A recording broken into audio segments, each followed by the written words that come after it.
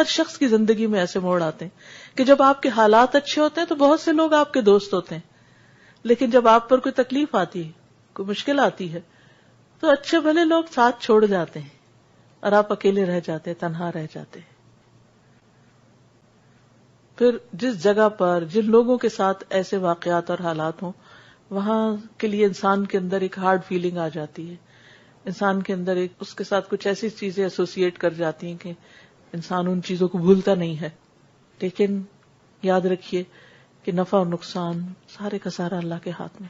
نبی صلی اللہ علیہ وسلم نے ابن عباس کو کہا تھا کہ یاد رکھو، اگر سب لوگ مل کر تمہیں کوئی نقصان دینا چاہے تو نقصان دے نہیں سکتے جب تک اللہ نہ چاہے، اور ساری دنیا بھی مل کر اگر تمہیں کوئی فائدہ پہنچانا چاہے تو تمہیں فائدہ نہیں دے سکتی جب تک اللہ نہ چاہے. اور آنکھ لکھ دیے گئے، سیاہی خشک ہوگی اور قلم رکھ دیے گئے، یعنی یہ اللہ کا فیصلہ ہے.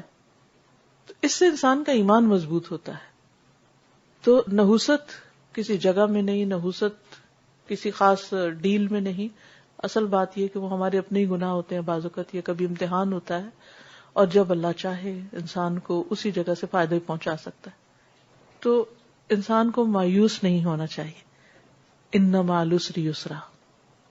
کبھی بھی آپ پر کوئی تنگی کا وقت آ جائے نا، اور آپ کو یوں فیل ہو کہ میری تو دنیا اندھیر ہو گئی اور ختم ہو گئی، تو اللہ کی ذات سے نا امید نہ ہو. اللہ کی مدد ضرور آئے گی، یقینی طور پر آئے گی. اور ہو سکتا ہے کہ جہاں سے ایک چیز چھوٹی تھی وہیں سے آ کر کوئی چیز آپ کو دوبارہ مل جائے. بعض اوقات ہوتا ہے نا، کسی سے کوئی اختلاف ہو جاتا ہے، کسی کمپنی سے آپ وہاں جاب کرتے تھے، انہوں نے آپ کو نکال دیا، جیسے اس کے ساتھ ہوا تھا جو ایپل کا تھا پائنیئر اسٹیو جاب. اس نے کمپنی بنائی اور اسی کو اس کمپنی سے کک آؤٹ کر دیا گیا، اور پھر کچھ عرصے کے بعد دوبارہ اس کو واپس لایا گیا.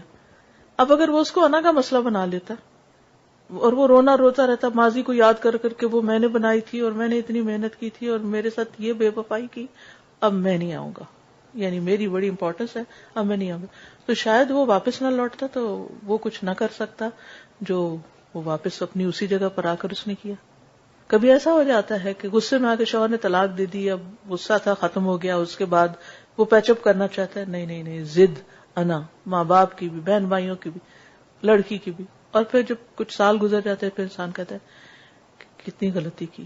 اب وہ لڑکا کہیں اور شادی کر لیتا ہے، یہاں لڑکی کی شادی کا مسئلہ ہو رہا ہے. بہت ساری ایسی چیزیں زندگی میں ہو جاتی ہیں. کچھ لوگ آپ کو انتہا درجے کا دکھ دے جاتے ہیں، لیکن اگر آپ صبر کریں اور تقویٰ کی راہ اختیار کریں تو اللہ سبحانہ وتعالیٰ انہی لوگوں کے ہاتھوں آپ کو بہت بڑا فیض پہنچا دیتا ہے. کیا یہ خالد بن ولید اور یہ اکرمہ بن ابی جہل اور یہ سارے لوگ جو تھے یہ نبی صلی اللہ علیہ وسلم کے دشمن نہیں تھے؟ ایون ابو سفیان، کتنی کتنی تکلیفیں پہنچی ان لوگوں کے ہاتھوں آپ کو، لیکن جب آپ نے معاف کر دیا تو کیسا کیسا فیض بھی پہنچا ان لوگوں سے. یعنی دین اسلام کو ترقی بھی کیسے ہوئی. انا کا مسئلہ نہ بنائی. Assalamu alaikum.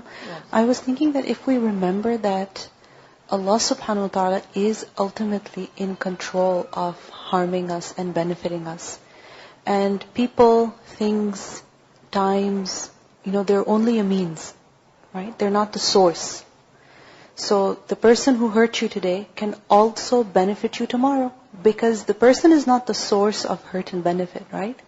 That gain and loss is actually coming from Allah subhanahu wa ta'ala. Bi-iznillah. Exactly. The person is only a means.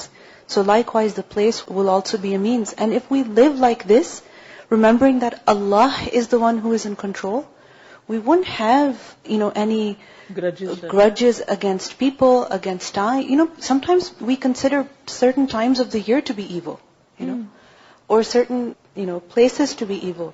So, we would get over all of this if we remember that Allah is the one who's in control.